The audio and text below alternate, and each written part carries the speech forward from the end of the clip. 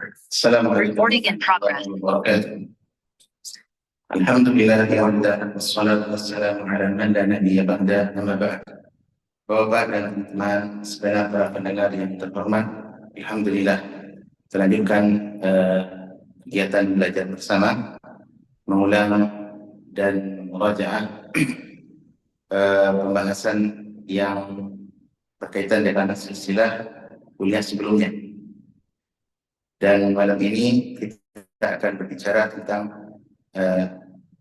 faktor atau sebab yang menyebabkan timbulnya perpecahan, bahkan sebab kelemahan di tubuh kaum muslimin. Dan di bahasan lalu kita sudah menyebutkan bahwasanya secara umum ada dua faktor atau ada dua penyebab yang mendominasi sehingga munculnya riak bicara di tengah kaum muslimin. Yang pertama adalah sebab faktor luar. Faktor luar ada dua kemudian. Satu apa? Satu adalah syaitan, iblis dan bala tentaranya. Karena mereka tidak pernah senang kepada anak Adam. Siapapun akan mereka jadikan korban sampai titik darah penghabisan. Ya. Hal ini sebagaimana yang mereka proklamirkan dan disebutkan oleh Allah dalam Al-Quran, qala fa bi'izzatik, demi engkau ya Allah kata iblis, demi kemuliaan engkau, la ughwiyannahum ajma'in, pasti saya benar-benar. Di sini iblis bersumpah dengan taukid, penekanan, saya pasti benar-benar akan menggelincirkan mereka semuanya, illa ibadaka minhumul mukhlasin, kecuali sebahagian daripada mereka yang memiliki sifat keikhlasan di dalam melakukan ketaatan kepadamu. Dan persangkaan iblis ini ternyata benar secara realita, kenyataan. Kenapa? Karena awalnya prasangka, setelah itu menjadi apa? Menjadi nyata. Disebabkan apa teman-teman? Kata Hasan al-Basri, ketika iblis membuat Adam dan Hawa keluar dari surga karena sebab propagandanya, maka tentu anak cucu keturunan Adam dan Hawa lebih mudah untuk apa? Lebih mudah untuk disesatkan dan jalan benar. Dan ini faktor pertama, faktor eksternal. Yang kedua apa? Orang kafir. Karena orang kafir semuanya mereka bersatu. Mereka adalah bala tentara jin atau bala tentara syaitan dari jenis manusia. Ya, bala tentara syaitan dari jenis manusia. Di mana orang kafir semuanya teman-teman berada di garis yang sama.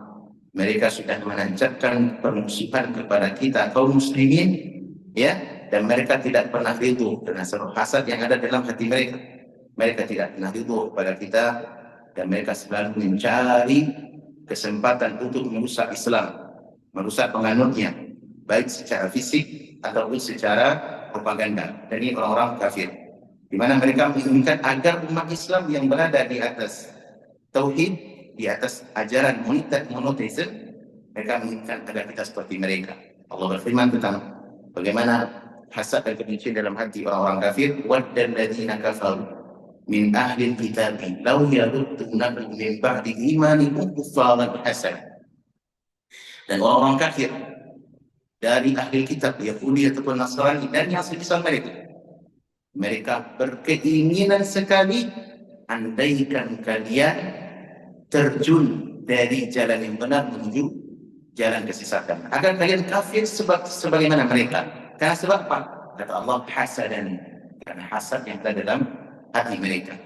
Dan orang-orang kafir teman-teman, mereka semuanya musuh kita. Mereka akan berusaha mencari cara bagaimana menghancurkan kaum muslimin, dan ini terbukti teman-teman, terbukti di dalam sejarah kehidupan. Kalau Al-Quran banyak sekali ayat berbicara bahwa mereka musuh kita. Orang kafir tidak pernah senang kepada umat Islam. Maka kebencian di dalam hati mereka lebih besar daripada yang ada di lisan mereka. Jadi orang kafir bermulut manis di hadapan kita. Bermulut apa? Bermulut manis. Baik, kita itu toleransi, kita itu bersaudara, tidak boleh saling saling kritik mengkritik. Itu kan bahasa mereka. Bawa aksi, misi perdamaian, itu adalah lisan mereka. Namun di dalam hati mereka kebencian kepada kita jauh lebih besar. Kata Allah dalam Al-Quran surah Al-Imran, "Qad badatil baghdha'u min afwahihim wa ma tukhfi suduruhum akbar." Orang kafir itu kalau bicara dengan lisannya mungkin dia menampakkan kebenciannya, ya. Akan tetapi yang ada di dalam hati mereka, yang mereka simpan di dalam dada mereka, kata Allah, lebih besar. Ini orang kafir. Makanya kita tidak pernah percaya dengan orang kafir. Kapanpun mereka akan mencari kesempatan itu apa? Untuk melengsarkan kaum muslimin, baik secara fisik ataupun apa? Secara perang pemikiran. Dulu di perang Ahzab, siapa yang ingin menyerang Madinah? Seluruh koalisi orang kafir, musyrik Mekah sebagai gangsternya, adapun followernya adalah dari apa? Dari suku-suku Arab, kabilah Arab yang Badui, yang masih kafir, masih musyrik. Kemudian bergabung pula kaum Bani Qatafan, Yahudi dari Madinah, yang sebenarnya mereka satu negeri, satu nasionalisme dengan Nabi SAW. Tapi ketika ada kesempatan, mereka join dengan siapa? Dengan orang musyrik, Mekah, sehingga terjadilah namanya perang Ahzab. Apa itu perang Ahzab? Koalisi yang banyak. Dan ini terus menerus teman-teman sampai akhir zaman nanti. Untuk masih ingat dulu bagaimana perang di sejarah hancurnya Baghdad. Itu siapa yang berkoalisi di sana? Orang kafir, bangsa Tatar. Kemudian diikuti dengan apa? Kaum Majusi, terutama orang Syiah Rafidhah. Iya, Irak yang kemarin hancur di zaman Saddam Hussein. Siapa yang berkoalisi di sana? Orang kafir. Seluruh mengambil kepentingan. Amerikanya ikut, Rusianya nyemplung. Ya, semuanya mengambil saham. Itu apa? Menghancurkan kaum muslimin. Akhirnya yang terjadi adalah Irak dahulu sebagai negara Islam yang disegani di mata internasional, dihargai di dalam percaturan dunia. Namun sekarang hanya tinggal sejarah dan berita. Tidak ada lagi, hancur semua nih. Ini hancur dan kaum muslimin pun hancur. Bahkan yang lebih parah daripada itu, Ahlus Sunnah banyak yang masuk kepada ajaran Syiah Rafidhah. Dan ini teman-teman perlu diketahui. Setiap muslim ditanamkan dalam hati bahwasanya orang kafir tidak akan pernah senang kepada kita. Dan juga ayat yang sering kita dengar, "Walan tarḍa anka al-yahud wa an-nasara hatta tattabi'a millatahum." Yahudi dan Nasrani tidak akan pernah senang kepada kalian. Tidak akan pernah menyatakan bersepakat dengan kalian sampai kalian mengikuti cara beragama mereka. Ya, kalau daya Yahudi kita dinasihati kalau mereka senang. Teman-teman, baik. Ini sebab yang membuat perpecahan di tengah kaum muslimin, dan sebab ini nyata sebagaimana propaganda yang sudah kita kenali bersama. Yang kedua, kita akan masuk ke poin yang kedua, yaitu sebab internal, faktor dalam. Nah, faktor dalam ini teman-teman berarti kita berbicara tentang rumah tangga kita. Kita berbicara rumah tangga kita sebagai rumah tangga kaum muslimin, rumah tangga Islam.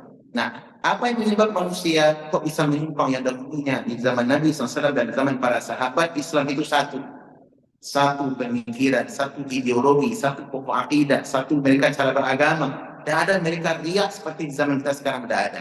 Ada perbedaan, ada, tapi perbedaan perlu diketahui, perbedaan dalam masalah ranah fikih yang kita berwajib toleransi di sini. Tidak ada mereka saling membunuh, saling kafirkan, saling menghajar, tidak ada. Nah, setelah Nabi SAW tiada, Abu Bakar meninggal dunia, Umar meninggal dunia, dan terjadilah apa? Malapetaka yang banyak. Apa yang timbul teman-teman? Ide-ide pemikiran. Pemikiran yang tidak pernah ada di zaman Nabi dan tidak pernah dikenal dari para sahabat. Sehingga mereka merasa aneh dan risih. Kenapa kok muncul kesesatan begitu banyak? Kenapa teman-teman? Karena tidak ada lagi bentengnya. Bentengnya kalau di zaman Nabi ada Rasulullah SAW. Ketika ada sahabat bertikai satu dengan lain, mereka mengembalikan hukum kepada Nabi SAW. Nabi meninggal dunia, Abu Bakar dan Umar masih kuat di dalam pemimpinan. Sampai Umar itu disebut oleh Nabi dengan pintu fitnah, dalam artian yang menjaga fitnah.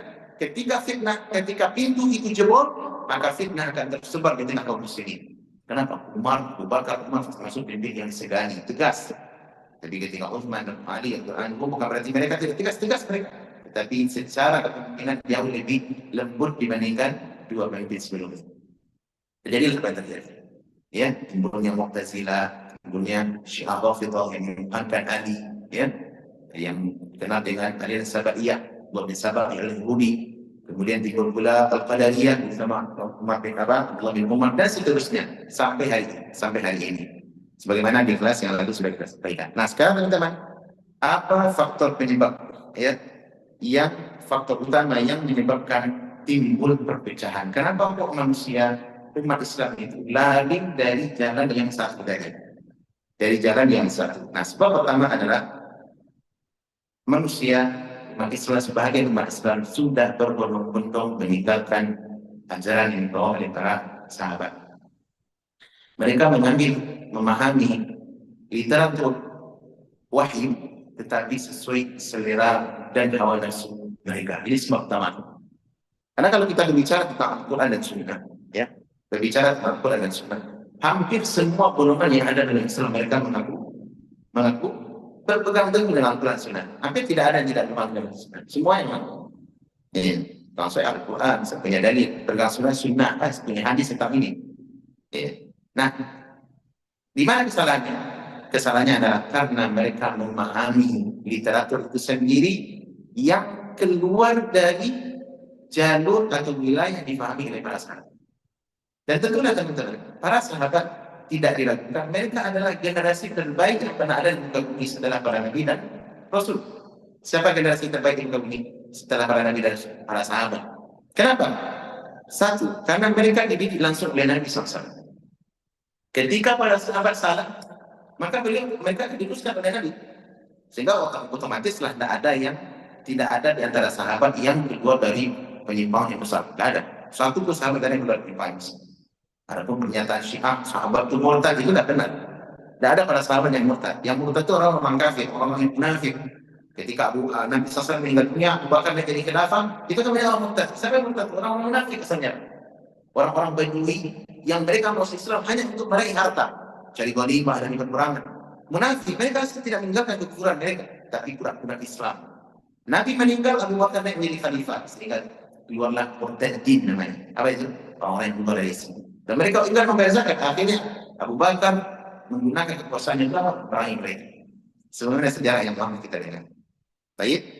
Nah, dan ini alasan pertama, para sahabat itu adalah generasi yang dididik oleh Nabi. Mereka tidak terpecah belah dalam masalah agama. Yang kedua, para sahabat mereka adalah orang yang wajib diturunkan di tengah mereka. Bahkan karena sebab mereka Al-Quran turun. Benar atau tidak? Kalau kita lihat ayat-ayat teman-teman, sebahagian ya, itu banyak asbabun nuzul. Sebab turun ayat karena para sahabat. Ketika sahabat salah, turun ayat. Ketika sahabat keliru dalam bertindak, turun ayat. Nah, artinya apa? Para sahabat tindak tanduk mereka, cara berpikir mereka, cara beragama mereka dikontrol oleh Allah Subhanahu wa taala. Kalau salah mereka pasti turun ayat. Makanya salah seorang sahabat pernah menyatakan, kunna na'zil, ya, wal Qur'anu yanzil. Dahulu kalian pernah melakukan azal, sementara Al-Quran tetap turun, masih turun. Artinya apa? Mereka menganggap ini salah atau tidak. Tapi Quran masih turun dan Quran tidak menyalahkan perbuatan mereka. Artinya para sahabat teman-teman, mereka itu adalah orang yang dididik oleh Allah Subhanahu wa taala dan oleh Nabi-Nya sallallahu alaihi wasallam. Mereka murid Nabi SAW yang keluar dari Universitas Nubuwah Kenabian. Kemudian berikutnya ketika para sahabat salah, mustahil Nabi akan mendiamkan. Artinya secara sempurna kita katakan, petunjuk jalan yang benar itu tidak hanya cukup dengan Al-Quran dan Sunnah, melainkan harus mengikuti apa yang dipahami para sahabat. Kalau umpama saya dengan Bapak bertikai dalam satu masalah, umpama satu nas, saya berbicara tentang satu ayat. Ayat ini menurut yang saya pahami begini, Pak, dan menurut Bapak lain.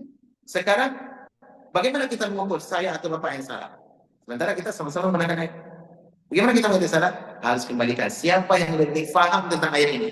Itu tidak ragu, mereka adalah para sahabat. Para sahabat. Nah, ada nggak sahabat memahami seperti Bapak atau seperti saya? Kalau tidak ada, berarti kedua-duanya kita sama salah. Paham? Ya? Ini masalah pokok. Tapi kalau umpama sahabat memahami seperti ini sahabat memahami seperti ini, ya. Sementara saya tidak ada yang memahami demikian, berarti saya begitu. Saya rujuk kembali pada benar. Oleh karena itu, teman-teman, para sahabat adalah generasi yang dipuji di alam semesta ini. Dipuji oleh Allah, dipuji oleh Rasulullah, dan diakui oleh generasi yang masa mereka, serta diakui pula oleh generasi setelah mereka. Cukuplah Al-Quran. Di dalam Al-Quran banyak sekali Allah memuji para sahabat. Di antara ayat memuji para sahabat adalah Allah berfirman dalam surah Taubah ayat 100, "Wasabiquna al-awwalun minal muhajirin wal ansar." Dan orang yang lebih dahulu masuk Islam dari kaum Muhajirin dan Ansar. Ya, siapa mereka Muhajirin dan Ansar? Para sahabat. Kemudian walladzina tabauhum bi ihsan, dan orang yang diikuti mereka dengan baik. Radhiyallahu anhum wa radu anhu. Allah telah ridho kepada mereka dan mereka ridho kepada Allah. Wa'adalahum jannatin tajri tahtaha al-anhar, dan Allah telah menjanjikan kepada mereka surga. Ini teman kira-kira teman-teman ayat ini kalau kita dengar apa? Apa makna ayat ini? Maknanya adalah rekomendasi. Rekomendasi dari siapa? Jaminan daripada Allah Subhanahu wa taala. Allah berikan garansi. Allah berikan garansi sahabat, generasi sahabat itu generasi yang terbaik. Dan banyak sekali ayat-ayat seperti salam Al-Quran. Dalam surah Asy-Syura juga berfirman. Apanya Pak Amir? Walladzina tabau'ud dar wal imana min ba'dihi, ya, yuhibbuna man hajara ilaihi. Ini ayat ini berbicara tentang siapa? Tentang sahabat.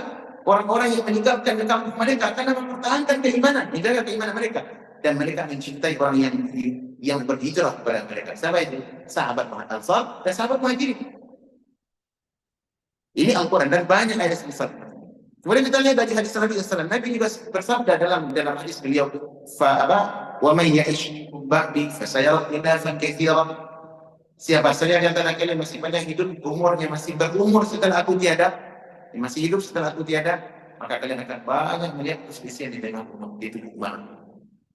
Banyak perselisihan. Kemudian apa pesan Nabi? Nabi tidak hanya menerima tukang kisah, ya, tukang cerita, ya, memberikan informasi masa depan, tapi tidak ada solusi lah sekalian. Jadi beliau menyebutkan penyakitnya ini, setelah itu kemudian menyebutkan obatnya ini. Itulah Nabi SAW. Dan ini rata-rata dalam hadis. Ini kan penyakit ini. Siapa saja di antara kalian yang masih hidup setelah ketiada pasti akan melihat perselisihan yang banyak. Kemudian apa opsi yang ditawarkan Nabi? Fa'alaikum bisunnati. Hendaklah kalian kalau melihat perselisihan yang banyak itu, pegang teguh ajaran sunnah. Wa sunnatil khulafa'i ar-rasyidin al-mahdi, dan pegang teguh pula sunnah yang dibawa oleh para sahabat, terutama sahabat khulafa' ar-rasyidin al-mahdi, para khalifah yang terpimpin. Aqu 'alaiha bin nawajis, pegang teguh sunnah itu dengan gigi gerham. Coba lihat teman. Nabi memberikan di sini ada dua solusi. Apa itu? Pegang sunnahku dan sunnah para sahabat. Ini kan dua sunnah nih. Tapi giliran menggabungkan keduanya, Nabi tidak mengatakan, Nabi mengatakan Aqu 'alaiha. Nabi tidak mengatakan Aqu 'alaihima. Harusnya apa? Nabi mengatakan Aqu 'alaihima, jadi pegang pula keduanya. Tapi tidak, Nabi mengatakan dengan dhamir ha. Ini dhamir nanti maksudnya adalah singan, mufrad. Aqu 'alaiha. Jadi pegang sunnah itu. Maksudnya seakan-akan kata para ulama, sunnah Nabi dan sunnah para sahabat sama. Kenapa? Dan mungkin Nabi dan mungkin para sahabat meyakini sesuatu ideologi yang Nabi tidak pernah lakukan. Dan mungkin para sahabat melakukan suatu ibadah, ritual yang Nabi tidak pernah lakukan. Tak mungkin, mustahil. Baik Nabi lakukan, ataupun Nabi memberikan izin, takdir, rekomendasi amalnya.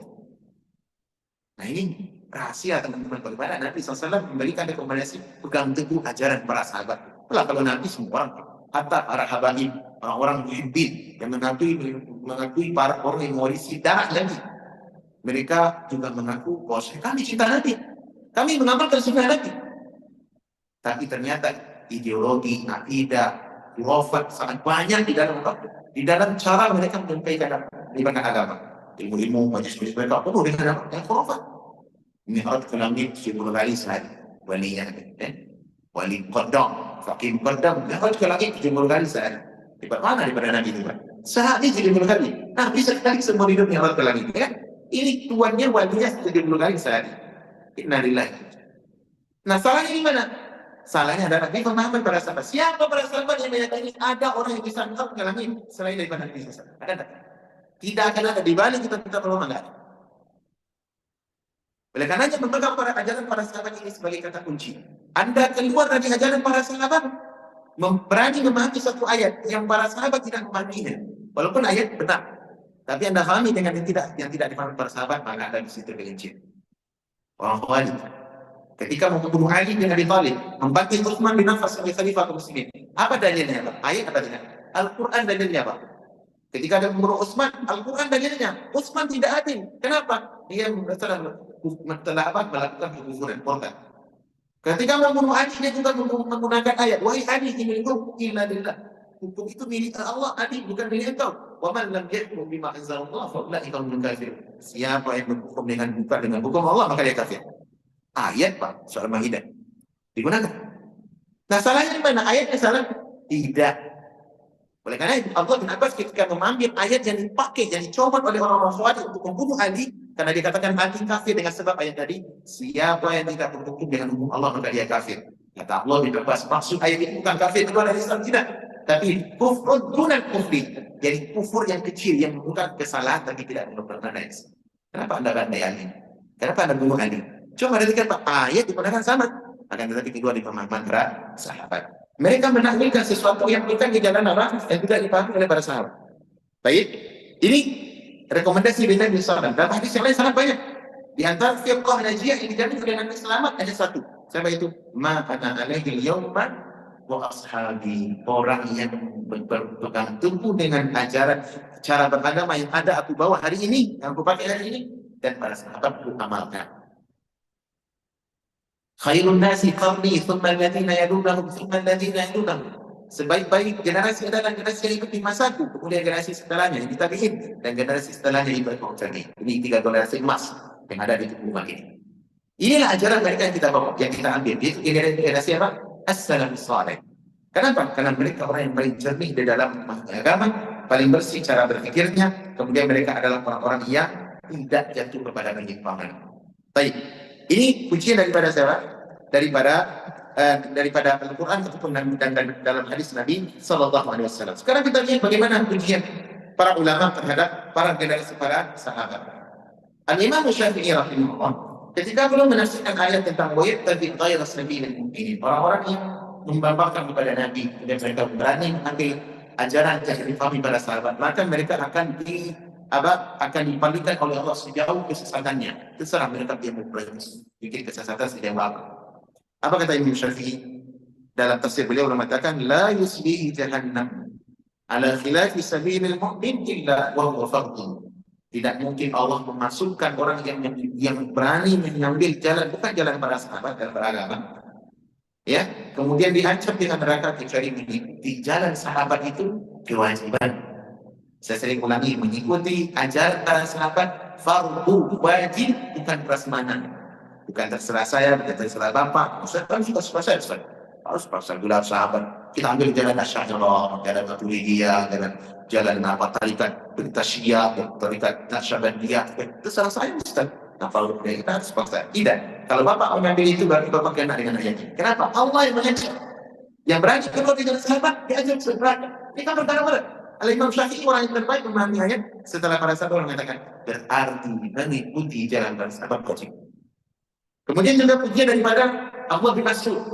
Kata gua bin Mas'ud, Allah sesungguhnya melihat kepada hati para hamba yang terbaik ternyata hati Nabi Muhammad. Akhirnya Nabi Muhammad yang menjadi apa? Menjadi Nabi terbaik. Kemudian Allah melihat lagi kepada hati seluruh hamba ternyata Nabi hati yang paling baik yang paling bersih dilihat oleh Allah adalah hati para sahabat. Akhirnya Nabi, artinya para sahabat diberikan oleh Allah untuk menjadi wazir, menjadi wuzara, jadi menteri-menteri yang akan menolong tegak dakwahnya Nabi SAW. Baik, kemudian Al-Imam Syafi'i juga pernah memuji para sahabat. Sebagian disebutkan oleh Ibnu Taimiyah dalam Majmu' Fatawa, beliau mengatakan hum fawqana fi kulli ilmi. Hum fawqana fi kulli ilmin wa aqlin wa dinin wa fadlin. Sesungguhnya mereka para sahabat jauh di atas kita di dalam pemahaman, dalam ilmu, dalam agama dan dalam berpikir. Ini pujian siapa, Pak? Al-Imam Asy-Syafi'i. Beliau mengakui para sahabat generasi yang terbaik dalam ilmu, dalam pemahaman, di dalam akal dan di dalam keutamaan. Tidak ada yang mengalahi mereka. Hatta sahabat, teman-teman, satu sahabat tidak ada yang mengalahi mereka walaupun tabi'in lebih baik dari sisi yang lain. Umpama Allah bin Umar bin Abdul Aziz. Itu kan khulafaur rasyidin yang kelima, ada ulama yang mengatakan tiga. Kenapa? Bagusnya beliau dalam kepemimpinan. Beliau memimpin 2 tahun tapi makmur luar biasa. Sampai ada mengatakan, mana yang lebih baik? Umar bin Abdul Aziz atau Muawiyah bin Abi Sufyan? Mana lebih baik? Muawiyah bin Abi Sufyan. Muawiyah bin Abi Sufyan sahabat. Ya. Tetapi dibandingkan dengan Umar, jauh lebih utama Muawiyah bin Abi Sufyan. Kenapa? Sahabat, fadilah bersama Nabi, memperjuangkan agama bersama Nabi, tidak akan bisa dinilai dengan apa? Kebaikan orang yang datang sebenarnya, walaupun dia memberikan keutamaan apa. Teman-teman, makanya Umar bin Abdul Aziz tidak setelah kepemimpinan beliau terkenal adil, Pak. Tidak pernah beliau memberikan punishment, hukuman kepada rakyatnya satupun, kecuali hanya seorang dipukul oleh beliau. Langsung beliau mencabut hukumnya. Kenapa? Beliau mengatakan Umar bin Abdul Aziz lebih baik daripada Muhammad. Orang memuji beliau, Umar bin Abdul Aziz lebih baik daripada Muhammad bin Sufyan. Akhirnya dipanggil oleh Umar, diikat dan dicambuk oleh beliau. Maka Anda mengatakan Muhammad, saya lebih baik daripada Muhammad. Coba Pak, bagaimana kejujuran Umar bin Abdul Aziz rahimahullah. Ya. Demikianlah teman-teman. Dalam hadis ada berasal dengan dikatakan debu yang hingga di monta atau kudanya Muawiyah ketika berperang bersama Nabi di jalan Allah itu lebih berharga daripada Umar bin Abdul Aziz. Kenapa Pak? Fadilah sahabat. Makanya orang-orang yang terbaik dari umat ini, dari generasi ke generasi adalah orang yang mau mengikuti ajaran para sahabat, terutama dalam masalah-masalah pokok. Terutama dalam masalah apa? Masalah-masalah pokok. Tidak ada lebih baik daripada itu. Anda mau bikin ajaran sendiri, lahirlah ajaran-ajaran yang ada, yang ratusan banyaknya di umat ini. Ini sebabnya Pak. Petaka keluar daripada ajaran para sahabat. Untuk selamat tidak ada jalan kecuali kembali kepada ajaran para sahabat. Bukan prasmanan. Tapi itu adalah merupakan kewajiban. Nah, apa contoh orang-orang teman-teman yang keluar dari ajaran para sahabat sehingga mereka sampai terjatuh kepada kesesatan? Di antara mereka adalah tawaif, yakni firqah-firqah yang sudah kita sebutkan di kelas yang lalu, di antaranya 6 bentuk firqah itu, ya. 6 firqah yang muncul di awal-awal keislaman setelah Nabi dan para sahabat meninggal dunia. Ini tawaif yang berbahaya, Rafidhah, kemudian Khawarij, Murji'ah, Jahmiyah, Mu'tazilah, kemudian satu lagi apa? Satu lagi adalah Musyabbih dan yang semisal.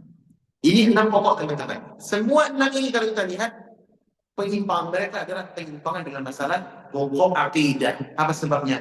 Mereka memahami teks-teks ayat atau teks-teks hadis keluar dari jalur yang difahami para sahabat. Ayatnya sama, hadisnya sama, tapi mereka memahami beda. Mereka memahami apa? Memahami berbeda. Mereka memiliki takwil terhadap ayat-ayat tertentu. Ya, terhadap ayat-ayat tertentu. Kenapa? Karena mereka menganggap otak mereka, akal mereka lebih hebat memahami ayat yang dimana para sahabat. Kapan perlu para sahabat itu ditebak hoax dengan propaganda yang besar. Katakanlah para sahabat kafir. Siapa yang bermain dalam hal ini? Siapa yang mengatakan sahabat kafir? Golongan apa yang mengatakan sahabat kafir? Satu Syiah, betul kan? Khawarij. Itu kafir para sahabat, kata mereka. Tak ada yang sama. Kecuali kalau Syiah masih menangkap orang sahabat yang tidak kafir. Ada pun semuanya kafir, murtad. Abu Bakar di neraka, Umar di neraka. Coba lihat. Rasul mengatakan Abu Bakar di surga, Umar di surga, Utsman Mubasyir Abbas, sebelum sahabat yang jadi musuh juga dari Nabi Sallam. Ada pun Syiah menyatakan belakangan Umar di neraka, Abu Bakar neraka itu. Khawarij juga demikian. Mereka memandang seluruh para sahabat itu kafir, tidak berhukum dengan Allah. Makanya apa mereka berangkat mereka bunuh. Ya. Mereka bunuh. Oleh karenanya membersamai keyakinan para sahabat, akidah mereka bahwa maka ini adalah jalan keselamatan, terutama di zaman fitnah yang tersebar di masa kita sekarang. Ya, dimana kita katakan thariqatul as-salaf aslam wa ahkam wa a'lam. Sesungguhnya jalan yang dipakai para sahabat di dalam manhaj cara beragama itu jauh lebih selamat, lebih berilmu dan lebih bijak dan bijaksana. Baik, inilah jalan teman-teman jalan Islam yang benar. Sekarang kita lihat eh, apa jalan yang siratal mustaqim. Ya, ketika kita membaca ayat di dalam Al-Quran, ihdinas siratal mustaqim, ini jalan yang kita para sahabat. Al-Hafidz Ibnu Katsir teman-teman rahimahullah, ketika beliau menafsirkan ayat ihdinas siratal mustaqim, terjemahan bahasa Indonesia kita apa terjemahannya? Tunjukilah tadi jalan yang lurus, siratal mustaqim. Ya? Apa maksudnya siratal mustaqim? Jalan yang lurus itu apa maksudnya? Al-Hafidz Ibnu Katsir di dalam tafsir beliau menafsirkan, menukilkan 4 penafsiran dari para as-salaf, para sahabat, tafsir Ali bin Abi Thalib, tafsir Abdullah bin Abbas, tafsir kemudian para tabi'in juga, Abu Aliyah dan yang lainnya. Beliau menafsirkan maksud daripada siratal mustaqim itu ada 4. Satu, Islam. Yang kedua adalah kitab Al-Quran dan Sunnah. Yang kedua adalah Al-Quran. Yang ketiga As-Sunnah. Dan yang keempat adalah jalan Abu Bakar dan Umar. Nah, terus gimana Pak? Mana yang benar di 4 nih? Islam ya juga, Al-Quran ya juga, Sunnah ya juga, Abu Bakar Umar ya juga. Nah, mana yang benar? Nah, coba kita lihat keterangan dia. Kita dengar keterangan beliau. Apa kata Hafidz Ibnu Katsir dan tafsir beliau?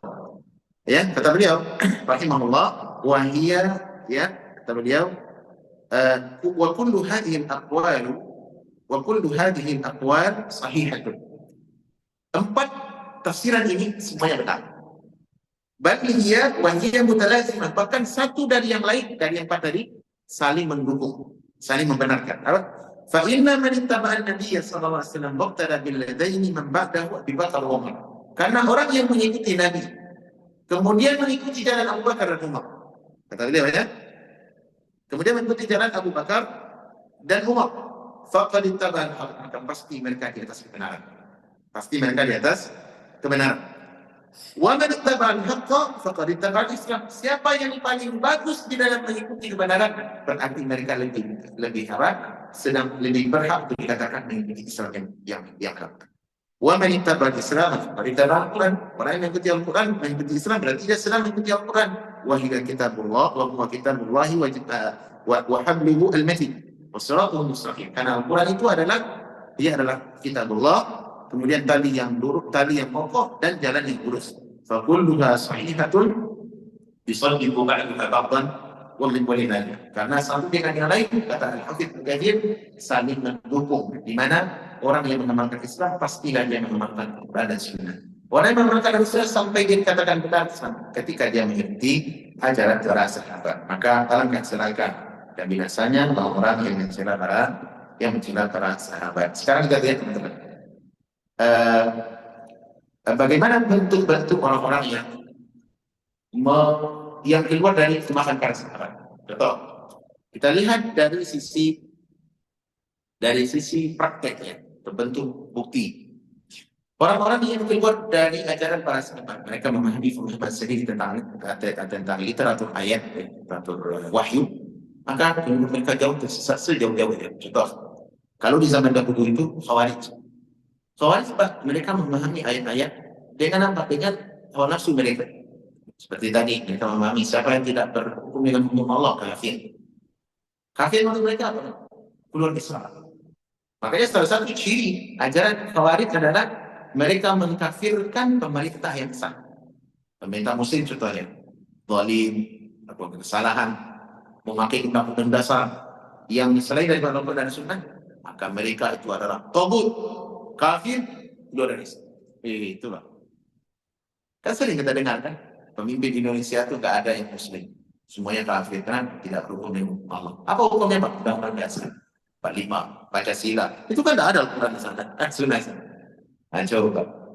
Kan banyak sering teror yang ada di Indonesia. Semua pemerintah kafir, seluruh jajaran ke bawah yang mendukungnya, polisinya, TNI-nya, pegawai negerinya, PNS-nya, semuanya kafir.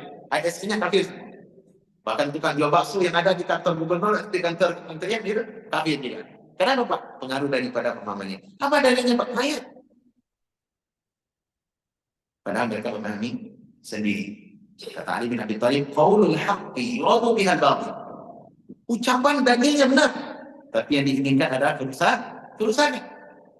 Itulah orang-orang Khawarij. Kenapa keluar dari bersama dari apa? Ajaran para sahabat. Maka keluar dari para sahabat bahaya. Contoh yang kedua, Syiah. Syiah juga memaki Al-Quran. Walaupun mereka mengakui Al-Quran ini tahrif, karena terjadi tahrif, distorsi, perubahan. Mereka memahami ayat-ayat itu pemahaman mereka. Contoh, apa maksud Baqarah? Kan ada surat Al-Baqarah itu. Al-Baqarah apa artinya? Sapi. Sapi apa? Jantan tak bisa. Sapi betina. Ini coba, kita anak muda aja orang-orang yang awam seperti kita ini faham kita. Al-Baqarah itu artinya sapi betina. Karena ada kisah Nabi Musa di dalam apa? Bani Israel di zamannya kita. Tapi datang orang Syiah memahami Al-Baqarah siapa maksudnya. Kan sapi betina itu disembelih itu di zaman Nabi Musa dulu kan untuk mencari siapa yang membunuh orang yang mati ini. Nah, datang orang Syiah diambil ayat yang sama, Pak. Al-Baqarah maksudnya adalah Aisyah bintu Abu Bakar. Ayat sama, kalimatnya sama, linguistiknya dalam beda, tapi dipahami apa? Akalnya sendiri, syahwatnya sendiri. Kalau begitu siapa? Aisyah lah yang masuk sapi betina itu, sehingga Aisyah layak untuk dia disembelih. Karena menurut mereka ibunda kita Aisyah radhiyallahu adalah wanita berzina dan kafir. Mereka melaknat Aisyah. Tak suka kepada Aisyah. Coba, bagaimana Pak? Bagaimana firqah-firqah yang sesat itu memahami apa? Memahami ajaran mereka dengan apa? Memahami teks-teks wahyu, literatur dengan apa? Sesuai dengan akal mereka sendiri. Belakangan terus menerus ajaran itu berkembang, membelah diri satu dengan lain bermawiyah. Lahirlah apa namanya? Firqah-firqah yang sangat banyak di tubuh kaum muslimin. Al-Qurtubi menyebutkan dalam ayat dalam tafsir beliau sampai 73. 72 banyaknya. Satu yang selamat 72 itu disebutkan rinci oleh beliau. Al-Qurtubi ketika menafsirkan ayat wala tafarraqu, ya, wa tasimu bihaqqillah dan wala tafarraqu. Kemudian menafsirkan ayat ini disebutkan rinci firqah sesat. Semua itu ada di dalam bahasa. Belakangan di masa kita sekarang, contoh siapa yang Bapak bilang? Ahmadiyah contohnya. Itu kan firqah yang menghimbau kepada Islam. Orang kalau tahu Ahmadiyah berarti Muslim, ya kan? Dia membuat ajaran kesesatan yang pokok dalam ajaran mereka, bahwasanya ada Nabi saudara Nabi Muhammad SAW. Dalilnya apa? Ayat di surat As-Saff ayat 4. Apa ayatnya? Kata Nabi Isa, wa ya'ti min ba'di ismuhu Ahmad. Saya mengabarkan kepada kalian akan datang seorang Nabi nanti di akhir zaman namanya Ahmad. Siapa Ahmad, Pak? Hah? Mirip saya belum Ahmad. Itu menurut pemahaman mereka. Apa dalilnya? Apa dalilnya? Ayat surah As-Saff ayat 4. Surah As-Saff ayat 4. Mereka menakwilkan, memahami ayat sesuai yang tidak pernah difahami pada saat. Karena maksud Ahmad itu adalah Nabi Muhammad SAW. Karena di antara nama Nabi Muhammad disebutkan dalam hadis, Li Asmadu. Saya memiliki nama-nama yang banyak. Di antaranya, Ana Ahmadu, wa ana al-Hashir, wa ana al-Mahi, dan seterusnya. Saya ini adalah Ahmad, saya juga al-Hashir. Al-Hashir ini orang, semua manusia akan berkumpul nanti kepada saya untuk mintakan syafaatul uzma di hari kiamat pada Allah. Kemudian wa anal mahi, aku adalah penghapus. Apa maksudnya? Saya hapus kesyirikan dengan tauhid. Jadi nama Nabi Muhammad di sini tapi adalah Nabi Muhammad SAW. Pertanyaannya, ada tak para sahabat yang demikian? Tak ada. Bahkan justru ketika Musailamah al-Kadzab, al-Ansi, nabi-nabi palsu yang tipu di masa Nabi SAW meninggal dunia, maka para sahabat perangi semua. Tak benar, tak ada. La nabiya ba'da. Selesai. Tidak ada Nabi setelah Nabi Muhammad. Coba Pak, ayat yang dipelitian juga untuk alat membuat ajaran sesat. Semuanya. Bahkan firqah Sufiyah, tariqah Sufiyah, mereka membina agama mereka juga di atas dasar ayat dan Pak sebagian. Iya. Untuk memiliki maqam-maqam. Saya sering mulai memiliki maqam hakikat, ma'rif, syariat, hakikat, ma'rifat. Itu kan dibina dari ayat wa'bud rabbaka hatta ya'tiyakal yaqin. Semalam Allah sampai datang pada kalian keyakinan. Nah, kalau sudah datang keyakinan, berarti datang ma'rifat. Sudah sampai ma'rifat, tidak perlu lagi ibadah. Haram boleh dikerjakan, yang kewajiban boleh dilakukan. Apa dasarnya Pak? Ayat. Kurang apa? Padahal kita siapa sahabat namanya seperti Anda. Kemudian juga kelompok-kelompok Asy'ariyah. Asy'ariyah Maturidiyah. Kemudian orang-orang yang musuh pemahaman jamiah tentang apa? Tentang Allah berada di mana-mana. Allah boleh difahami di atas arsy. Allah ada di mana-mana. Ini pemahaman siapa? Pemahaman mereka. Dari mana sumbernya? Ayat yang mereka pahami. Wa huwa ma'akum aina ma kuntum. Sesungguhnya Allah itu bersama kalian di mana saja kalian berada. Di mana kalian berada? Allah ada di sana. Berarti apa? Allah dan mana-mana. Apa dikatakan? Nah, ayat ini cuma satu dua Pak dalam ayat dalam Al-Quran. Padahal puluhan ayat mengatakan menunjukkan isyarat Allah di atas arsy. Yang pada saya adalah Ar-Rahman 'alal 'arsy istawa. Pertanyaannya, siapa yang Anda pakai? Ternyata ini adalah ahlul kalam, ya. yang diusung terus dari masa-masa hingga hari ini. Bahkan kita Pak, gontok-gontok ada masalah ini. Gontok-gontok adalah masalah ini. Oleh karena Nabi SAW pernah mengatakan saya yang menyebabkan hancur umatku ada dua. Satu adalah takwil, yang kedua adalah al-laban. Apa itu takwil? Yani mereka memahami ayat bukan sesuai dengan maksudnya.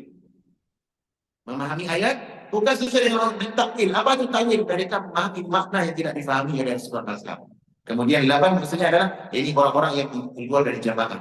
Mereka tidak sholat Jumat, dia pergi ke kampung-kampung pelosok-pelosok dan meninggalkan ibadah-ibadah kewajiban. Saya teman-teman. Oleh karena kata kunci, orang yang ingin bersatu di atas kebenaran tak ada jalan lain. Kecuali apa? Kita kembali ke ajaran Rasulullah dan para sahabat. Nah, kita pertanyaan terakhir. Apa itu? Kalau begitu Ustaz, di mana kita bisa mengetahui ajaran para sahabat itu? Jawabannya satu, ajaran para sahabat, akidah mereka itu sudah disebutkan oleh para ulama di dalam kitab-kitab yang di dalam kitab-kitab mereka yang sangat banyak, terutama kitab tafsir. Nah, ini salah satu tafsir yang cukup tebal, tafsir Al-Imam Ibnu Katsir rahimahullah. Ini tafsir termasuk tafsir yang bagus bagaimana menghimpun tentang pemahaman para sahabat di dalam memahami ayat. Contoh kita saya berbeda dengan Raka tentang ayat tentang ayat Ar-Rahman 'alal 'arsy istawa wa huwa ma'akum aina ma kuntum. Nah, bagaimana kita tahu? Nah, kembalikan kepada tafsir. Karena para ulama tafsir, terutama tafsir bil Ma'thur, Al-Qurtubi, Ibnu Jarir At-Tabari, Al-Baghawi, kemudian juga tafsir ini banyak mereka menyebutkan apa pemahaman para sahabat tentang ayat ini. Gampang ini, selesai kan? Ini satu. Kemudian yang kedua, tentang akidah para salaf, ya, baik itu tabi'in, para sahabat atau tabi'in, itu dikumpulkan oleh para ulama dalam bentuk dalam bentuk akidah tersendiri. Contoh, Al-Imam Bukhari belum punya akidah tersendiri. Apa akidah tersendiri? Belum menyebutkan akidah saya ini, dan ini akidah yang saya ambil dari para sahabat. Kemudian Al-Imam Al-Humaydi, Al-Imam Syafi'i, Al-Imam Ahmad bin Hanbal dalam usul sunnah. Belum memiliki usul sunnah, menunjukkan apa? Menjelaskan tentang apa? Akidah para sahabat, manhaj, metode, cara beragama yang benar, ini cara para sahabat. Di antaranya kata Imam Ahmad, usul sunnah. Pokok-pokok sunnah adalah yang paling besar adalah at-tamassuku bima kana alaihi ashabi Rasulillah sallallahu alaihi wasallam wal iqtida' bih. Pokok sunnah yang sebenarnya adalah yang paling pokok hendaklah kalian berpegang teguh dengan ajaran yang dibawa oleh para sahabat Nabi dan mencontoh bersabar di atas jalan mereka. Ya sudah. Nah, kalau kawan-kawan ingin selamat, maka ini tidak ada jalan lain. Ya, kita ambil ajaran para sahabat dari kita para ulama. Kemudian setelah itu kita kembalikan akidah kita sesuai dengan ajaran akidah yang kita bawa. Tidak ada jalan lain. Oh, kita mau bawa ajaran sendiri, pasti kita tersesat. Coba lihat liberal. Sesuainya di mana? Al-Quran juga mereka pakai, Pak. Karena mereka memiliki pemahaman Al-Quran itu bukan baku, relatif. Kebenaran itu relatif. Itu siapa? Liberal. Iya. Orang-orang yang mengatakan saya nelpon Allah ke langit untuk puasa, menunjukkan untuk puasa nelpon Allah ke langit. Itu ajarannya di mana? Jalan di mana? Ajaran ini yang tidak difahami di pasar. Ada orang yang Allah subhanahu. Ya, lihat. Inilah jalan pertama teman-teman untuk yang menyebabkan keselamatan, dan orang yang keluar dari sini berarti mereka sedang membikin firqah di dalam agama. Baik. Yang kedua adalah, dan ini sebab yang besar juga teman-teman, yaitu banyaknya kaum muslimin yang sudah memiliki sifat ta'assub yang berlebihan. Apa itu ta'assub? Ta'assub itu artinya hulu. Fanatisme berbahaya. Baik itu yang cenderung ke arah kanan atau cenderung ke kiri. Ini penyakit yang berbahaya. Yang Allah dan Rasulnya membenci penyakit ini. Apa itu? Penyakit hulu. Ta'assub berlebihan. Ya, ini apa? Dia mendewakan manusia, makhluk, ya, sebagaimana lainnya Nabi. Bahkan lainnya juga. Yang dikatakan oleh tuannya itu, pemimpinnya itu, maka diikuti. Sarah benar-benar. Ini adalah bentuk penyakit yang sangat berbahaya. Bahkan penyakit ini telah menghancurkan umat sebelum kita. Yahudi dan Nasrani itu bahkan mereka kafir dulu dari ajaran tauhid. Apa sebabnya? Hulu.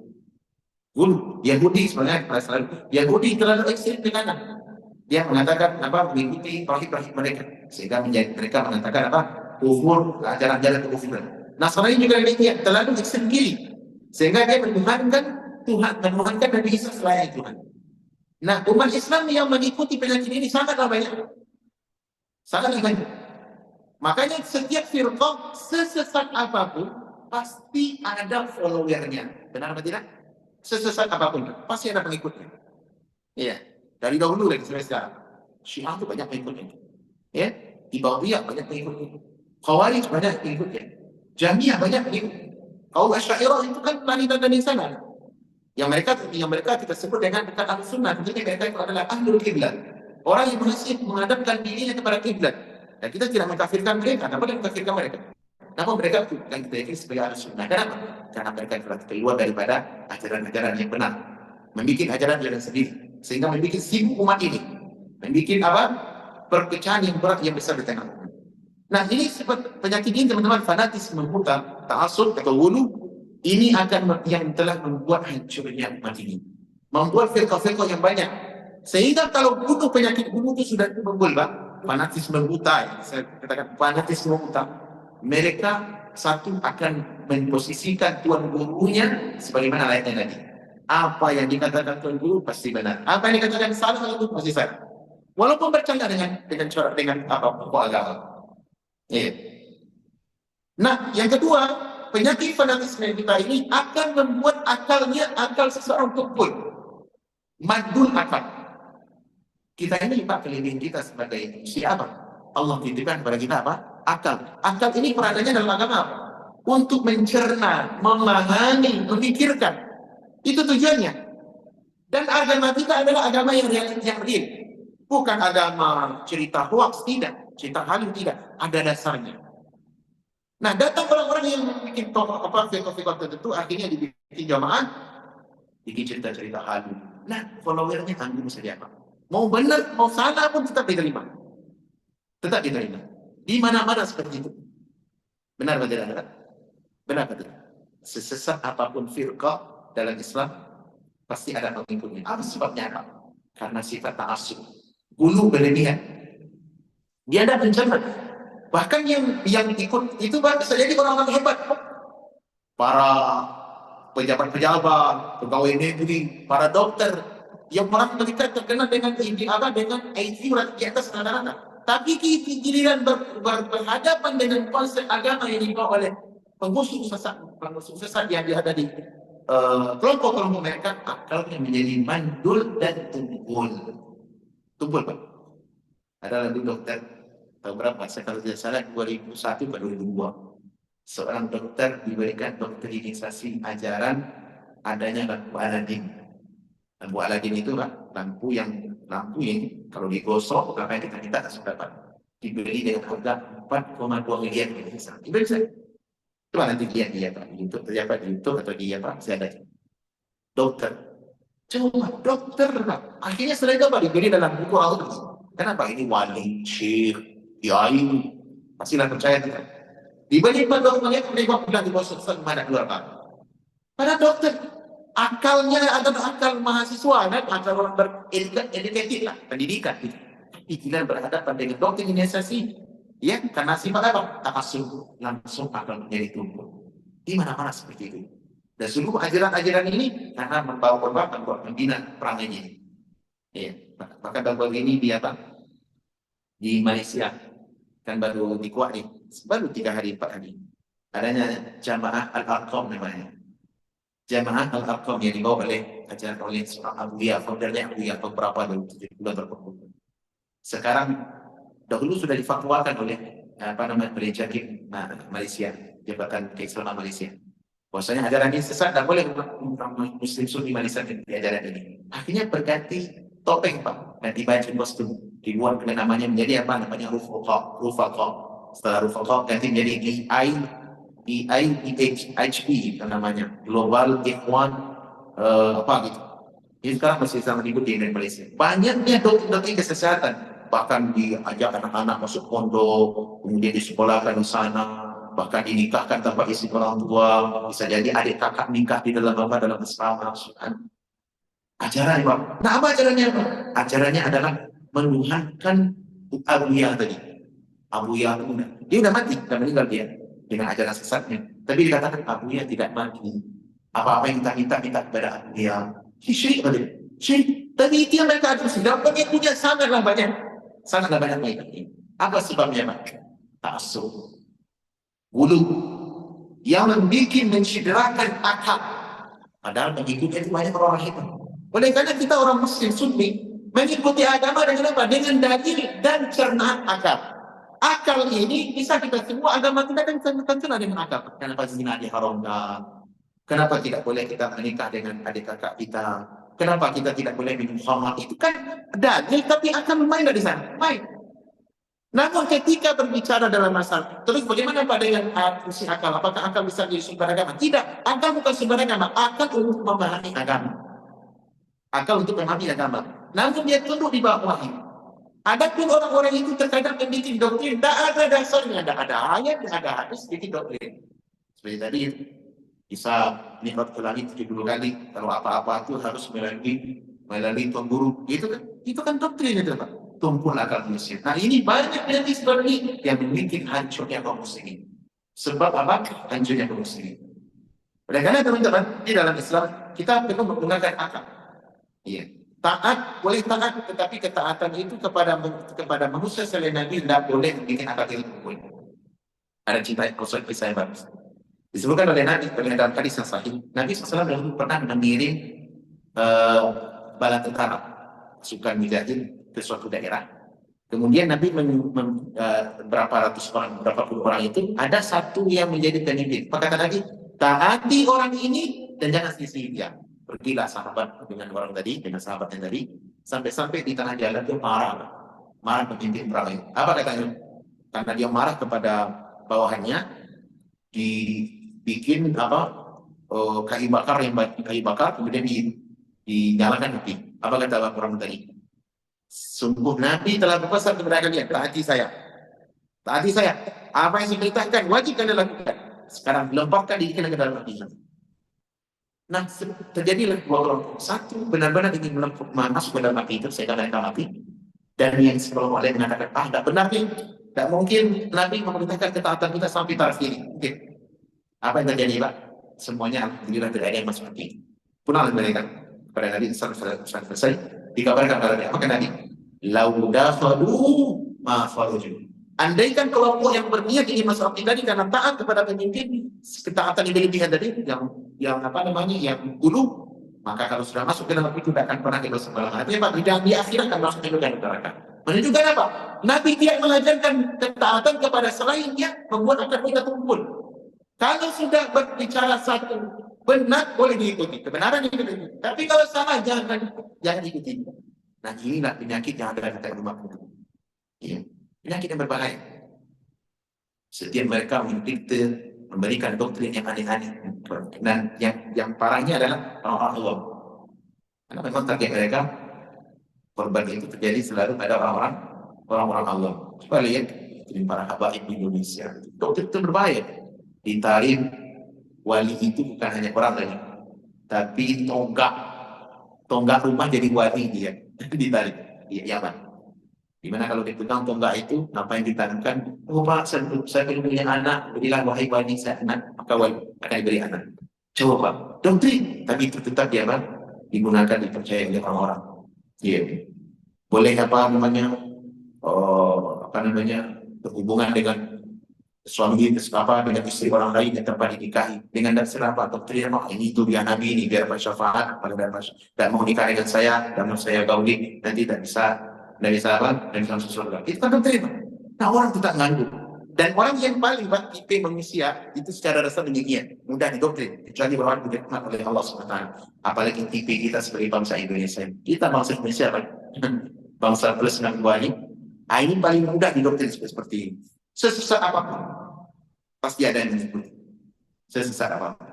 Oleh karena penyakit ini teman-teman adalah penyakit yang membuat manusia berpecah belah dengan membuat kaum muslimin sebelah satu dengan yang lain. Kemudian sebab itu tidak teman-teman ada sebab terakhir yang kami kumpulkan, yaitu tentang sebab dunia.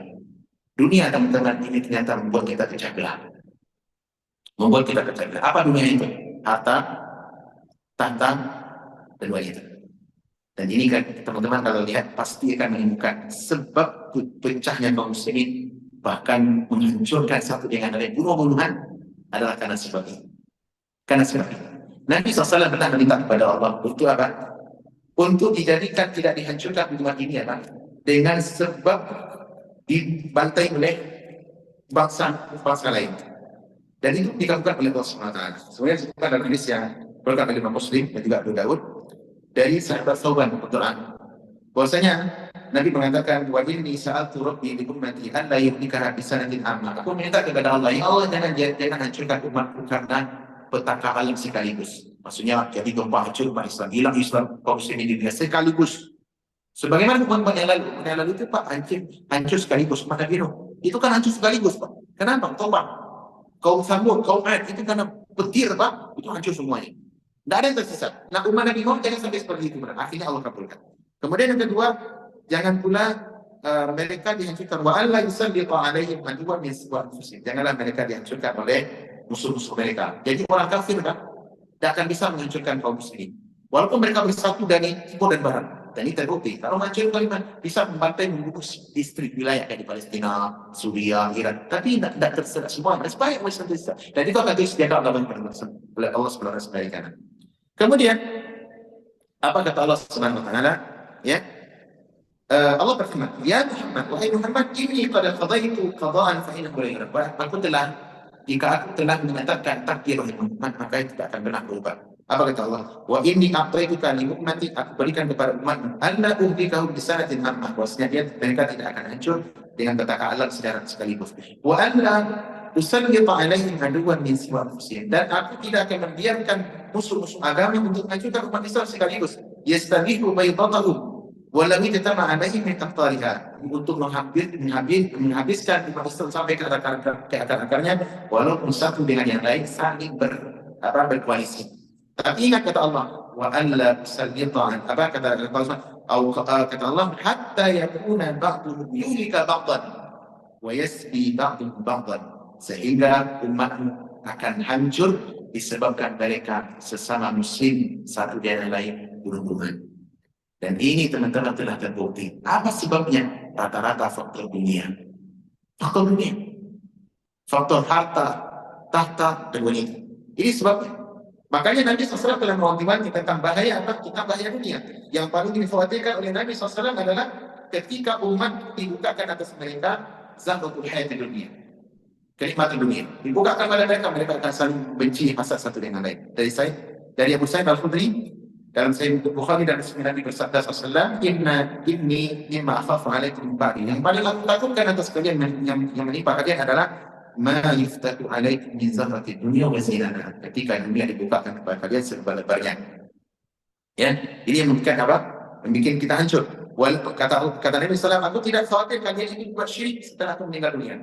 Tapi yang aku takutkan adalah akhafu alaikum an tanafasu fiha. Akan tetapi aku takut kalau kalian sudah berlomba-lomba dalam mencari dunia. Dan dunia teman-teman, harta wanita ini perkara yang besar. Ujian fitnah berat untuk kita. Terutama kita kaum lelaki. Masalah harta berat, masalah harta ini. Satu dengan lain saling menemukan, ingin berebut. Ya, ingin berebut. Dan ini terbukti dari masa-masa. Yang real kita lihat hari ini di mana? Coba terjadi sudah. Apa terjadi untuk saudara kita muslim di Sudan sekarang? Apa terjadi? Pembunuhan, pembantaian. Yang berat siapa? Orang Sudan dengan Sudan juga. Muslim dengan Muslim. Apa sebab problemnya? Semuanya adalah masalah yang tiga tadi. Tahta, harta, kemudian juga mungkin ada wanita.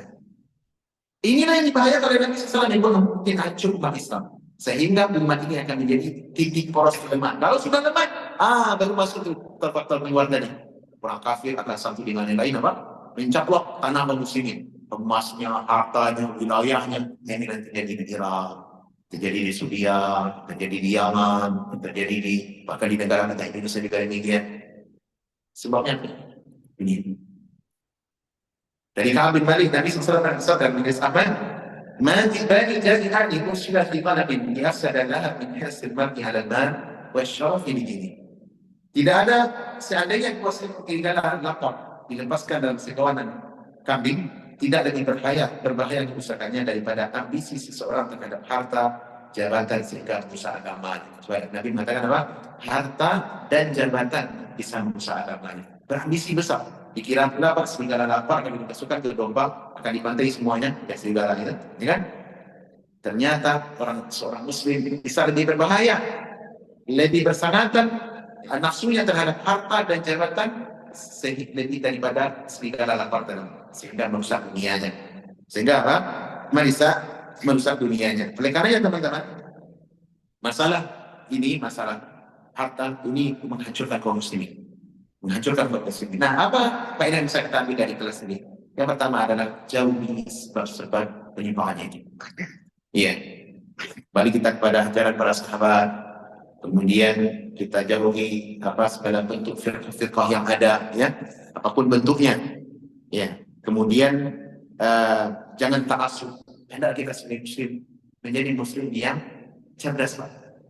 Kita tidak diajarkan tumpul akal kita ketika berhadapan dengan segala tidak. Agama kita, akal kita berfungsi. Iya. Namun ketika berhadapan dengan wahyu baru ada ketundukan. Tidak mampu kita menjangkau detailnya, tentang kaidah sifat, maka baru kita tunduk. Tapi ada pun syariat secara umum bisa dinalar dengan akal. Karena apa? Karena ada pepatah mengatakan la dina liman la aqla lahu. Tidak ada agama bagi orang yang tidak punya akal. Oleh karenanya orang gila, ada hukum dari apa? Orang gila. Gak ada. Dia mau core-core, mau kencing di masjid, mau sholat, mau nak sholat, mau apa dan tidak ada hukum bagi dia. Karena akalnya ada bagus. Nah, kita kaum muslimin diajarkan oleh agama kita, agama yang berakal. Ini yang membuat kerjaan kita di atas yang lain. Setelah dibimbing wahyu, akal berfungsi. Bukan akal tumbuhan, akal yang tidak benar, akal yang rusak. Tidak, akal kita jangan biarkan mandul. Maka saya berharap kepada saudara-saudara kita, semua muslimin, hendaklah kita menjadi muslim yang kritis. Jangan setiap yang disampaikan kita dengar, oh ini benar sudah itu. Kenapa? Ini jenggotnya panjang. Oh pakai sorban, lilin kan. Bahkan orang bodoh pun bicara misalnya agama tetap dibenarkan. Iya, orang bodoh. Di Indonesia kan terkenal si yang paling sering ceramah dan pakai yang paling kolor itu. Wildo, saya Wildo. Itu kan malu. Banyak kawan-kawan teman-teman konten kreator mengusung tentang kesesatan. Orang yang naruh tulang apa di sini gigi apa pakai kayak Dayak gitu. Kolor aja, Pak. Ceramah masalah agama. Coba, Pak. Ceramah agama, Pak. Ini kolor yang semua mengikuti bolak-balik itu. Tetap ada pengikutnya. Pengikut. Baru-baru ini juga banci. Tahu banci? Yang laki-laki tapi kayak perempuan. Pakaiannya juga kayak perempuan. Makgum. Ceramahnya makgum, Pak. Coba. Ada pengikut, banyak pengikutnya. Bahkan dilihat di akun-akunnya sampai miliaran, jutaan pengikut follower cukup. Apa yang menyebabkan ini? Kalian tunggu. Kemarin Pak Aus yang ceramah di Masjid Istiqlal itu, warna merah putih itu kan banyak disorot oleh media. Mengundang reaksi yang berbeda, yang macam-macam. Kenapa? Dia membuat ajaran-ajaran dasar. Padahal kalau kita lihat, kalau saya melihat, Aus ini bukan orang yang paham agama. Baca Quran aja dan tulis. Saya bukan mereka sedang mengaji pribadi, baik. Tapi kita bisa mengukur ini akan orang ini orang bodoh sebenarnya. Tapi justru banyak pengikutnya bahkan dari orang kaya. Sehingga Pak Doni seragam merah putih. Katanya apa? Haji tidak harus buka. Boleh ke Eropa. Pak, apapun sudah pergi ke Vatikan. Udah sekian kali mana kibar di Vatikan. Tidak harus ke Eropa. Harus ke Mekah. Mekah haji ke Mekah 1000 kali. Haji ke Vatikan 1 kali itu lebih baik ke Vatikan. Eropa. Sholat mesti pakai peci yang merah putih itu, kalau ada sasar. Gitu. Coba ini bicara di mana, Pak? Istiqlal. Kayak kita dikatakan Istiqlal Islam. Coba kesesatan terus berkembang. Apa sebabnya? Tidak keluar dari 3 faktor besar tadi. Keluar dari manhaj salaf. Kemudian yang kedua, ta'assub, akal tumpul. Kemudian yang ketiga apa? Yang ketiga masalah nilai. Itu kan punya juga, Pak. Orang kalau sudah bikin kelompok-kelompok seperti itu, Pak, biasanya dia tuh awalnya. Ujung-ujungnya apa? Malah setiap jemaah Anda wajib 10 juta, 20 juta, 10 juta, tergantung dengan ekonominya. Dan rata-rata semuanya faktor harta. Faktor harta. Sesesat apapun pasti ada yang berbeda. Maka itu yang menyebabkan Rasulullah Muslim. Saatnya kita bangkit. Saatnya kita bekerja sama mengembalikan kemurnian agama kita dan berikan dedikasi ini kepada seluruh kaum muslimin dimanapun mereka berada. Kenapa? Agama Islam agama yang sehat, agama yang teruji. Dan Islam yang Islam ini adalah agama yang paling tinggi di muka bumi dan tidak akan lebih tinggi daripadanya. Tapi kalau sudah agama kita dipermainkan seperti tadi, agama sudah di polong-polong, orang-orang bodoh berbicara, Apa yang terjadi? Yang terjadilah Islam akan dipandang remeh. Bagaimana kita mau mengajak musuh masuk Islam? Sementara yang berbicara masalah agama, orang tidak begitu. Kalau nampak orang Kristen di Bapak lihat yang masuk Islam. Gerasa dengan Yahudi, gerasa dengan agama saya. Lihat, lah ini cara apa pakai kolor gitu. Bilang benar bagi Allah. Ini tidak benar Islam. Gimana kita mau menunjukkan keindahan Islam? Ya, the beautiful of Islam. Apa yang kita lihat keindahan Islam sementara orang-orang Islam seperti itu keadaan? Merusak betul. Merusak. Merusak sekali. Dan ya, ajaran yang menyimpang itu semakin menjamur, Pak. Ya, dan itu berbeda dengan kata. Kira-kira apa sebabnya? Di tanah air, coba lihat tanah air kita. Kenapa ajaran menyimpang itu begitu makin menjamur? Satu dengan yang lain membelah diri, makin banyak turunannya. Apa sebabnya? Karena tidak ada kepuasan badan pengawasan agama di negeri kita. Itu sebabnya. Beda di Qatar. Di Qatar ini jangan coba-coba. Mau ingin aja nenek, langsung datang polisi. Dan itu sudah daripada anak bisa terlalu. Kita ini ceramah, saya ceramah ini kan ada izin. Gak boleh saya ceramah langsung pada ada izin dari besar. Ini ada izin. Kalau umpama ada mewakil datang, saya harus bertanggung jawabkan. Kenapa? Kalau umpama tidak ada ini, saya bisa dilihat, saya permasalahan. Harus ada izin. Mesti yang disampaikan itu yang benar. Dan kami dapat izin ceramah ini. Sebenarnya bahasa ini bahasa perintah dan Rizal. Bukan keinginan kami. Rizal yang merintahkan ini. Ajarkan tentang persatuan dan ingatkan manusia dari perbedaan. Rizal yang merintahkan. Oleh karenanya, ini yang membuat agama ini alhamdulillah aman, sentosa. Bahkan orang ekspor pun yang datang ke sini merasakan kenikmatan di negeri ini. Kenapa tidak? Apa sebabnya? Agama tiur terjaga. Mana pula ada demokrasi dalam masjid? Ada demokrasi dari kesempatan Bapak ada kata dengan kita. Pernah ada kasidah, manaan, perjanjian? Ada. Mau di nanti belajar kata. Mau di nanti ada. Apalagi masalah urusan yang tadi orang berbicara dalam masjid. Nah inilah semoga ke depan bangsa kita Indonesia bangkit dan mudah-mudahan pemerintah hadir untuk mengawas tentang urusan agama. Kenal itu siapa yang layak berbicara pendidikan? Orang bodoh yang sudah menjalankan. Masa orang gila yang aturannya dalam rumah sakit jiwa, tapi justru apa? UDGJ adalah masjid, aneh kan? Semoga Allah memperbaiki keadaan muslimin. Wassalamualaikum warahmatullahi wabarakatuh.